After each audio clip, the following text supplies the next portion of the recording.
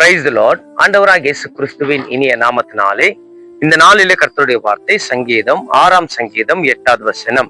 கர்த்தர் என் அழுகையின் சத்தத்தை கேட்டார். தேவ பிள்ளையே, விசுவாசத்துல வாழ்ந்து கொண்டிருக்கிற ஆண்டவர் இன்னைக்கு இந்த செய்தியின் மூலியமா உங்களோடு பேசிக் கொண்டிருக்கிறார்.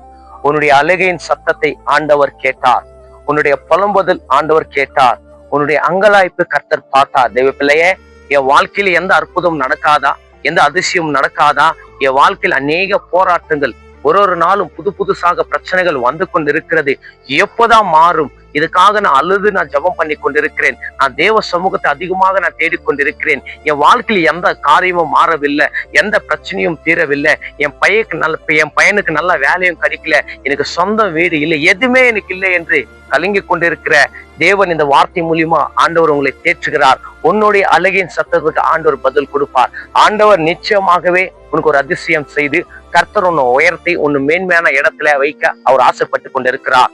தேவ பிள்ளைகளே, உன்னுடைய விசுவாசம் தள்ளாடபடிக்கு அநேக பிரச்சனைகள் வரும். ஆனாலும் விசுவாசத்துல தள்ளாடாத. நீ அதிகமாக பிரச்சனை வரும்போதுதான் தேவ சமூகத்தை அதிகமாக தேடுகிற பிள்ளையாக இருக்க வேண்டும் என்று ஆண்டவர் இந்த செய்தி மூலியமா உன்னோடு பேசிக் கொண்டிருக்கிறார். தேவ பிள்ளையே, ஆண்டவர் கண்டிப்பாக சொன்ன வார்த்தை உங்க வாழ்க்கையில கண்டிப்பாக அவர் நிறைவேற்றுவார். வார்த்தை விசுவாசிங்க.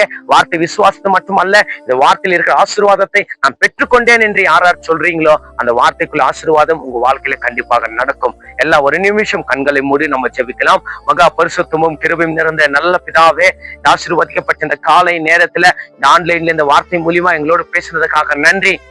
கர்த்தாவே, எந்த தேசத்துல எந்த கிராமத்துல இந்த பிள்ளைகள் கேட்டுக்கொண்டு இருக்கிறார்களோ இவங்களுக்கு ஒரு அற்புதம் செய்யுங்க ஆண்டவரே. இருக்கிற குடும்பத்துல இருக்கிற போராட்டங்கள் எல்லாவற்றும் மாறட்டும். இயேசுவின் நாமத்தினால எல்லாவற்றும் கரத்துல ஒப்பு கொடுக்கிறோம். துதியும் கனமும் ஒருவருக்கே செலுத்துகிறேன். ஆண்டவரும் மீட்பனும் இரட்சகரும் இயேசு கிறிஸ்துவின் நாமத்தில் வேண்டிக் கொள்கிறோம் ஜீவனுள்ள நல்ல பிதாவே.